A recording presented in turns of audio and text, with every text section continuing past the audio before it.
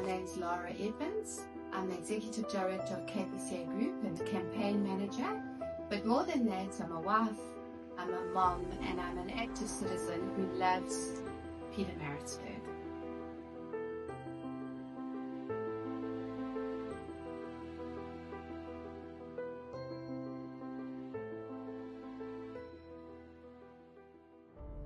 I was a teacher for 10 years, and then my firstborn was diagnosed with a very rare leukemia, and so I had to leave teaching. But that's really where our incredible community journey and my spiritual journey, my husband and our spiritual journey started, because our son had such a rare leukemia. We had to search the bone marrow registry for a bone marrow match to save his life. And I remember the doctor at the time saying to me, "Lara, you're an English teacher, you can write the newspapers." And so it was actually at that tragic time, which was such a defining moment in my life, that I discovered the power of the media. And it was really before Facebook and social media. SMSs existed, but it was really still mainstream media. And my community was fantastic. They I had a very close friend who helped me, and we launched a campaign to build South Africa's bone marrow registry with the Sunflower Fund. And I just discovered my writing, you know, I could always write, and it won various prizes, but I hadn't written in a journalistic style. And I wrote an article called "The Hardest Thing" from 11 floors up in Joburg Gen. And that particular article went viral in mainstream media, and it was picked up by the news. And that's where my journey with the media and recognizing the power of the media started. And yeah, we had an amazing spiritual journey with our community. With that call, 5,000 Maritzburgers joined the bone marrow registry, and they gave us hope in a hopeless time, in the darkest time of our lives. And people don't know why I love Maritzburg as much as I do, because it is quite unusual to have this kind of passion, and it really is rooted in that moment when Maritzburg rose to give us hope. And so I love Maritzburg, and I've even told the mayor this more than anybody. No one loves Maritzburg more than me. And so the work that I do with KPCA is really all about love and hope. And it's what's been sown into my life personally. We can actually see the harvest now in our city. So it's hope is might be a flickering light, but boy, are we seeing it grow into a fire.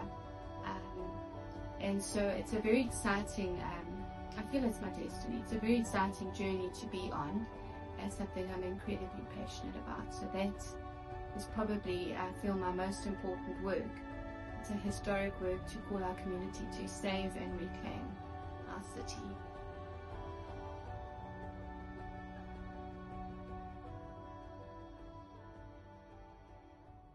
So I wasn't born in Pietermaritzburg, but I spent my childhood schooling here at the local primary school. We lived for 5 years, and I was so homesick for our city, and came back. My dad was a pastor here again, and I started university here. So my degree is actually in English and urban geography, which is proving most useful now that I'm heading up KPCA. But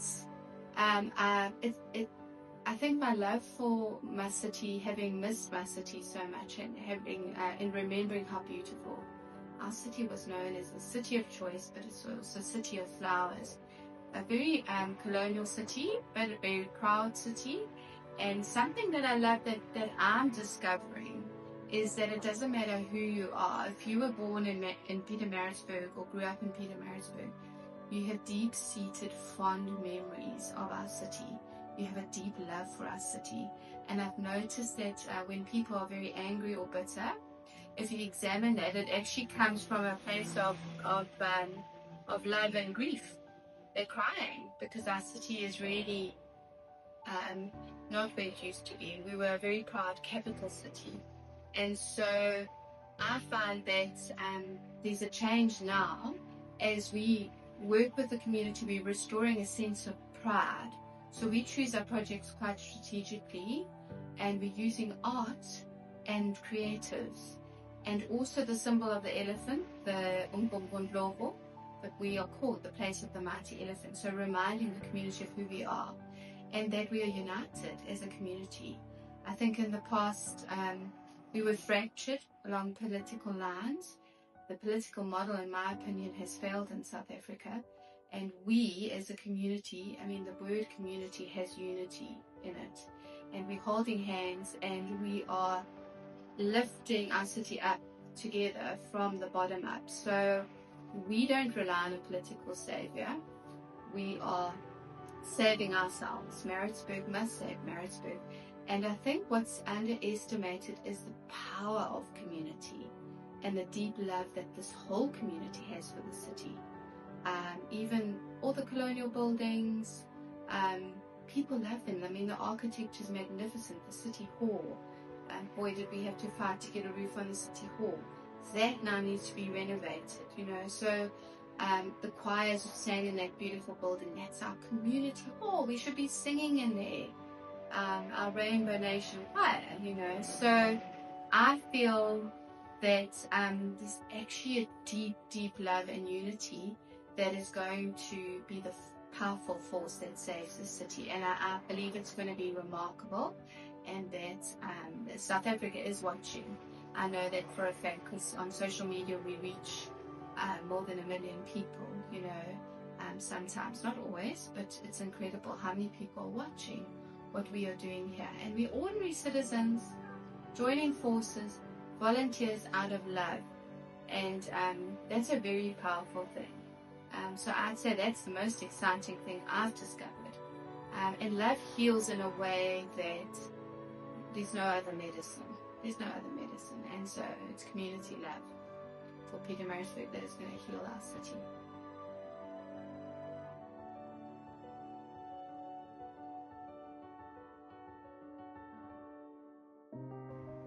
Well, isn't that the most wonderful compliment to be called a real life influencer? That's very special. I think we all have a sphere of influence, but thank you for choosing me.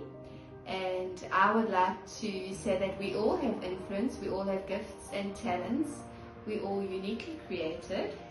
You with your camera, with your journalism, telling the story is a very powerful thing. As an author and English teacher, I have the ability to tell the story, and what I want people to remember, that history is made up of our stories. You're in the present, so you don't recognize that you're making history, but actually your team painting the bridge, that was making history. We took the bridge in a kind of a love bomb manner, you know. We do a lot of our work is just taking things and making it beautiful.